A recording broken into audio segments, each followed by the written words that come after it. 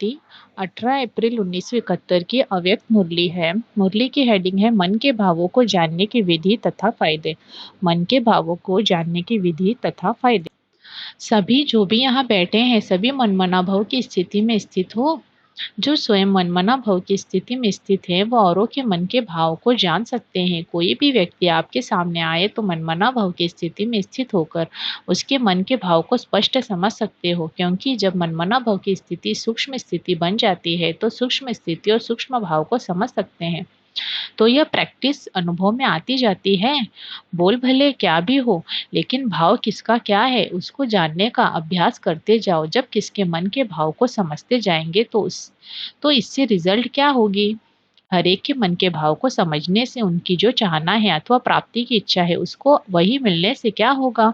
आप जो उनको बनाने चाहते हो वो बन जाएंगे, अर्थात सर्विस की सफलता बहुत जल्दी निकलेगी, क्योंकि उनकी चाहना प्रमाण उनको प्राप्ति होगी। अगर कोई शांति का प्यासा है उसको शांति मिल जाए तो क्या होगा? प्राप्ति से अविनाशी पुरुषार्थी बन जाएंगे। तो मन के भाव को परखने से समझने से परिणाम क्या निकलेगा? सर्विस की सफलता थोड़े समय में बहुत दिखाई देगी, क्योंकि सफलता स्वरूप बन जाएंगे। अभी पुरुषार्थ स्वरूप हो, इस लक्षण के आने से सफलता स्वरूप हो जाएंगे। समझा? अभी सफलता को लाने के लिए आप लोगों को समय और संकल्प संपत्ति शक्ति बहुत लगानी पड़ती है। फिर क्या होगा? सफलता स्वयं आपके सामने आएगी, संपत्ति लगानी नहीं पड़ेगी। संपत्ति आपके सामने स्वयं स्वाहा होने आएगी। समझा? इतना अंतर है सिर्फ एक बात की धारणा से। वह कौन सी बात? मनमना भाव होकर हर एक के मन के भाव को जानना। जो गायन है प्रकृति दासी बनती है, वह क्या सतयुग में होनी है? सतयुग में तो यह मालूम ही नहीं पड़ेगा कि प्रकृति के ऊपर विजय प्राप्त करने से प्राप्ति हुई है। लेकिन अभी जो इतना पुरुषार्थ करते हो प्रकृति के ऊपर विजयी होने का, उस पर विजय का फल व प्राप्ति इस श्रेष्ठ जन्म में ही देखेंगे। प्रकृति आपके सामने आपको अधीन नहीं बनाएगी, लेकिन अधिकारी बनकर प्रकृति के कर्तव्य को देखेंगे। समझा? ऐसी संपूर्ण स्टेज जिसमें कोई भी प्रकार की अधीनता नहीं रहेगी, सर्व पर अधिकार अनुभव करेंगे। ऐसे बनने के लिए क्या करना पड़े? एक तो रूहानियत, दूसरा चेहरे से सदैव ईश्वरीय रुहाब दिखाई दे, और तीसरा सर्विस में सदैव रहमदिल का संस्कार व गुण प्रत्यक्ष हर आत्मा को अनुभव हो। तीनों ही बातें, रूहानियत, रुहाब और रहमदिल का गुण भी हो, यह तीनों ही बातें प्रत्यक्ष रूप में, स्थिति में, चेहरे में और सर्विस अर्थात कर्म में दिखाई दे, तब समझो कि अब सफलता हमारे समीप आ रही है। तीनों ही साथ में चाहिए। अभी क्या होता है, अगर रहमदिल बनते हो तो जो रहमदिल के साथ रुहाब भी दिखाई दे, ये दोनों साथ नहीं दिखाई देते हैं। या तो रहमदिल या तो रुहाब का गुण दिखाई देता है, रुहाब के साथ रूहानियत भी दिखाई दे। तीनों के साथ प्रत्यक्ष रूप में हो, वह अभी अर्जुन कम है, अभ्यासी हो। अभी सिर्फ अपने को सर्व आत्माओं से महान आत्मा समझते हो, महान आत्मा बनकर हर संकल्प और हर कर्म करते हो। समझना है लक्ष्य और करना वह है प्रैक्टिकल। सर्व आत्माओं से श्रेष्ठ महान आत्मा हूँ, इस स्मृति से किसके भी सामने जाओ तो क्या अनुभव करेंगे? आपकी महानता के आगे सभी के सिर झुक जाएंगे। जैसे आपके जड़ चित्रों के सामने कितना भी कोई आज कलयुग के महान मर्तबे वाला जाए तो क्या होगा?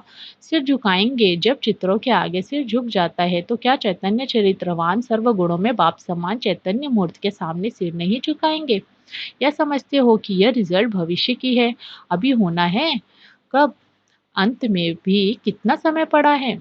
अगर झुककर झुकाया तो क्या बड़ी बात है। यह है जो लक्ष्य रखते हो कि कहाँ सर्विस के कारण झुकना पड़ेगा, यह लक्ष्य रॉन्ग है। इस लक्ष्य में ही कमजोरी भरी हुई है। जब बीज ही कमजोर है तो फल क्या निकलेगा?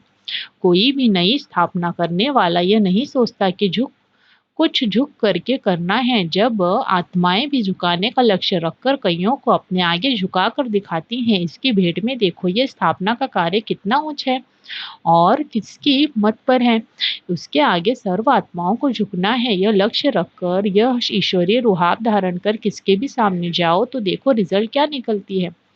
महानता लाने के लिए ज्ञान की महीनता में जाना पड़े। जितना जितना ज्ञान की महीनता में जाएंगे उतना अपने को महान बना सकेंगे। महानता कम अर्थात ज्ञान की महीनता का अनुभवी कम। तो अपने को चेक करो, महान आत्मा का कर्तव्य क्या होता है, वह स्मृति में रखो। वैसे भी महान आत्मा उसको कहते हैं जो महान कर्तव्य करके दिखाए। अगर कोई साधारण कर्तव्य करे उनको महान आत्मा नहीं कहेंगे। तो महान आत्माओं का कर्तव्य भी महान होना चाहिए।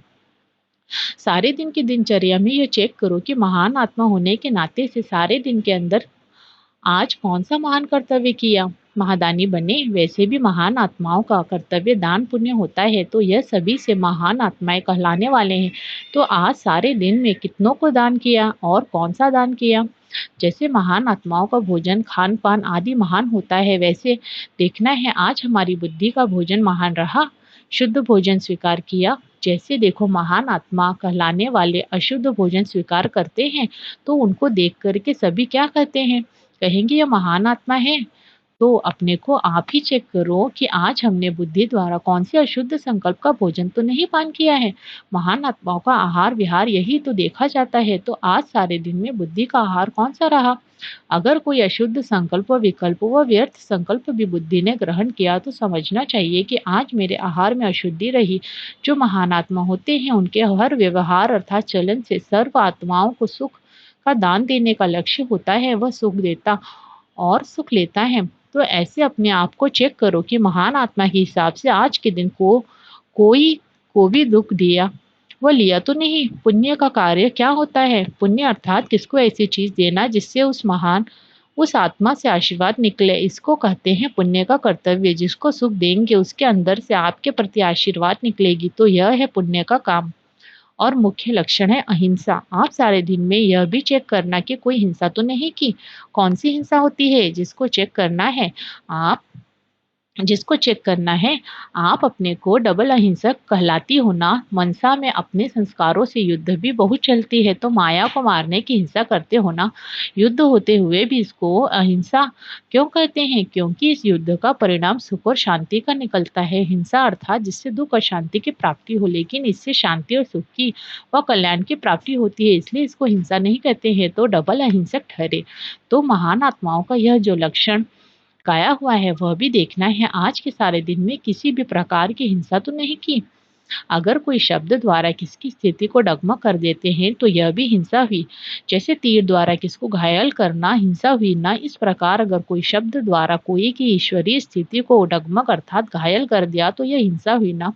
असली सतो प्रधान संस्कार व तो अपने ओरिजिनल ईश्वरीय संस्कार आत्मा के हैं, उनको दबाकर दूसरे संस्कारों को प्रैक्टिकल में लाते हैं। तो मानो जैसे कि किसका गला दबाया जाता है तो वह हिंसा मानी जाती है। तो अपने ओरिजिनल अथवा सतोप्रधान स्थिति के संस्कारों को दबाना यह भी हिंसा है, समझा? तो यह सभी लक्षण कहाँ तक प्रैक्टिकल में है वह चेक करना है। अब समझा महान आत्मा के लक्षण क्या है। सारे दिन दान भी करते रहो, पुण्य का कर्म भी करो और अहिंसक भी बनो, तो बताओ स्थिति क्या बन जाएगी। फिर ऐसी महीनता में जाने वाले संपूर्ण स्थिति में स्थित रहने वाले महान आत्माओं के आगे सभी जरूर सिर झुकाएंगे। स्थूल सिर झुकाएंगे क्या? सिर होता है सभी से ऊंचा, तो सिर झुकाया माना सिर झुकाया गोया सारा झुकाया। तो आजकल जो अपने को ऊंच महान समझते हैं, वह अपने कर्तव्य को ऊंच महान समझते हैं, वह सिर झुकाएंगे अर्थात महसूस करेंगे कि इस श्रेष्ठ कर्तव्य के आगे हम सभी के कर्तव्य तो कुछ भी नहीं है। अपनी श्रेष्ठता को श्रेष्ठ न समझ साधारण समझेंगे, तो इसको कहते हैं सर्व आत्माएं आपके आगे सिर झुकाएंगी। अब समझा क्या चेक करना है। सारे दिन में महान आत्मा के जो महान कर्तव्य व लक्षण है वो कहाँ तक प्रैक्टिकल में लाए। फिर यह रिजल्ट पूछेंगे। भले सुनाया था ना कि आप त्रिमूर्ति बाप के बच्चे हो, तो आपसे त्रिमूर्ति लाइट दिखाई दे अथवा अर्थात आप एक एक द्वारा 3 लाइट का साक्षात्कार हो। कोई भी आपके सामने आए तो एक तो मस्तक से मणि दिखाई दे, दूसरा दोनों नयनों से ऐसा अनुभव हो जैसे कि 2 लाइट के बल्ब जग रहे हैं और तीसरा मस्तक के ऊपर लाइट का क्राउन दिखाई दे। इन तीनों लाइट्स का साक्षात्कार हो। कईयों को होता भी है, जब याद की यात्रा में बिठाते हो तो यह दोनों नयन प्रकाश के गोले दिखाई देते हैं और कईयों के मस्तक से लाइट के क्राउन का साक्षात्कार भी होता है। तो आप द्वारा ये तीनों लाइट्स का साक्षात्कार हो तो क्या होगा? खुद भी लाइट हो जाएंगे। अनुभवी तो होना साकार रूप में देखा मस्तक से और नैनों से प्योरिटी के क्राउन का साक्षात्कार अनेकों को हुआ तो फॉलो फादर करना है। अगर ऐसे ही स्वरूप का साक्षात्कार आत्माओं को कराओ तो सर्विस में सफलता आपके चरणों में झुकेगी। ऐसी महान आत्मा बनो जो किसके भी सामने जाओ तो उसको साक्षात्कार हो। फिर बताओ वह अपना सिर आप साक्षात्कार मूर्त के आगे दिखा सकेंगे? झुक जाएंगे। जब अभी ये सिर झुकाएंगे तब आपके जड़ चित्रों के आगे स्थूल सिर झुकाएंगे। जो जितनों का अभी सिर झुकाएंगे उतने उनके जड़ चित्रों के आगे सिर झुकाएंगे। प्रजा के साथ भक्त भी बनाने हैं, सारे कल्प के प्रारब्ध की नूंद अभी ही होनी है, वारिस भी बनाने हैं और प्रजा भी अभी बनानी है। द्वापर युग के भक्त भी अभी बनेंगे, समझा। आपके भक्तों में भी आप लोगों द्वारा भक्ति के अर्थात भावना के संस्कार अभी भरने हैं, यह बहुत ऊंचे हैं। सिर्फ इस भावना के संस्कार भरने से भक्त बन जाएंगे, तो भक्त भी अभी बनाने हैं। अभी तक तो प्रजा बनाने में ही मेहनत कर रहे हो, जैसे जैसे आप लोगों की स्थिति प्रत्यक्ष होती जाएगी वैसे वैसे आपके वारिस अर्थात रॉयल फैमिली, प्रजा और भक्त तीनों ही प्रत्यक्ष होते जाएंगे। अभी तो मिक्स है, क्योंकि अभी आपकी स्थिति ही फिक्स नहीं हुई है, इसलिए वह भी मिक्स हो जाते हैं, फिर प्रत्यक्ष दिखाई पड़ेंगे। आप महसूस करेंगे कि भक्त है, यह भी महसूस करेंगे, क्योंकि त्रिकालदर्शी का गुण प्रत्यक्ष हो जाएगा, तो अपनी भी तीनों कालों की प्रारब्ध को स्पष्ट देख सकेंगे। दिव्य दृष्टि से नहीं, प्रत्यक्ष साक्षात्कार करेंगे। अच्छा, महानता लाने के लिए ज्ञान की महीनता में जाना है। जितना जितना ज्ञान की महीनता में जाएंगे उतना अपने को महान बना सकेंगे। महानता कम अर्थात ज्ञान की महीनता का अनुभव भी कम। अच्छा, ओम शांति।